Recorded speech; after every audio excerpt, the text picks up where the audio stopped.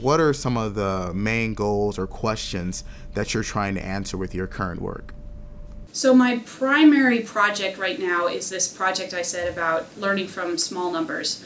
So this is a career grant funded by the National Science Foundation that tries to blend a couple of key ideas. The first is that institutions can be thought of as gendered and raced. So it's not just people, but things as well. And you can see this by actually looking at sort of leadership, or the people who are participating as faculty or people who are participating as students. We see gender and race patterns in these institutions.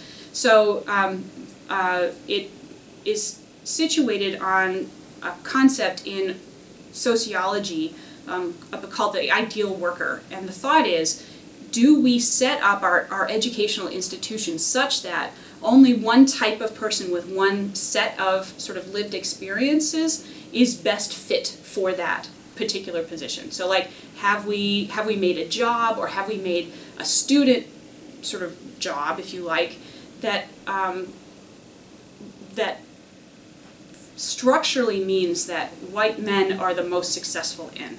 And so what I'm trying to do is talk with other folks, anyone who has interesting stories about their undergraduate educational experiences, to come tell me their story of how they managed to go through undergraduate engineering education, and then to use those stories to work with engineering administrators to think about how they might undo some of the gendered and racedness, those ruling relations of their institutions. So as a particular example, institutions sometimes, well, my alma mater, University of Wisconsin-Madison, at one point had, not to call out UW-Madison, sorry folks, that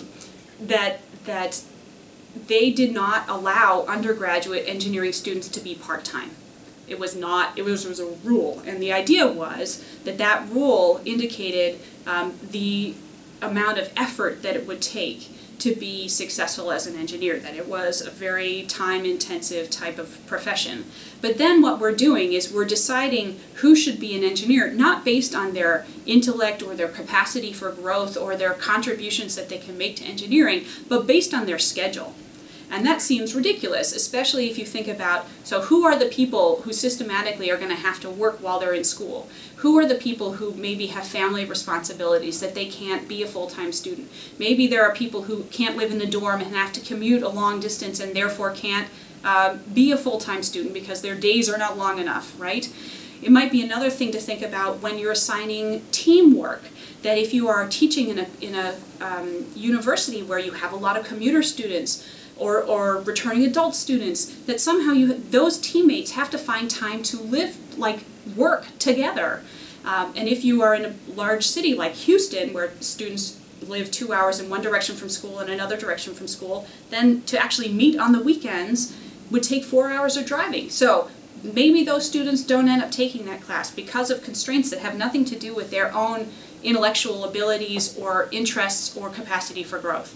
So I'm interested in using students' stories to help identify those places where we have unintentionally set up rules which function to gender and race our educational institutions, and to use stories while doing that. So that's my primary study at the moment that I'm working on. Wow. Like, I have a few friends, who are engineers, and I want to give them your contact information. Go share your story with Alice Pauley so that she can, learn from it, and we can help, break down these different things, like you were saying, these rules that we've unintentionally, or practices that we have established in our different institutions that, we are not aware of, selects a particular group. I'm actually glad that you did call out UW-Madison, because I think it's a good example of how,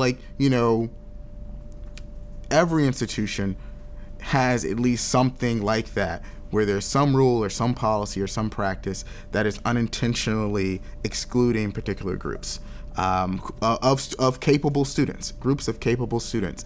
And the point is not that you don't have anything like that on the books, but that when you find something like that, you do something to address it and something to correct it. I think that's a common experience for lots of four-year institutions.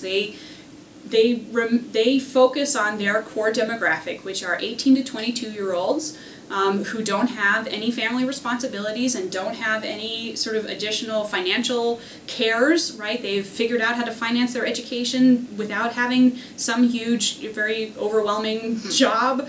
And we forget that the people who don't have those are disproportionately women and people of color. And so when we set up our rules to sort of that govern our social relations in the institution, we need to be aware that we're excluding those things. So as another example, I had a student in my class this year who had a child, like he was under 2 years old, and she had to come up to me and say, I have to have my cell phone on today because my daughter isn't feeling well and I might have to go pick her up from daycare. So where in my syllabus did I figure out a way to accommodate for people who may turn in assignments late because their child care arrangements fell through? Or another example, I interviewed a participant who was an active member of the military, and he got deployed before he could finish his calculus class. And so, where in my syllabus or where in my teaching do I figure out something for students who systematically can't finish the semester through no fault of their own because they're enlisted, right? So that student had to figure out something with respect to their instructor. They had to come to some arrangement. They had to do a workaround.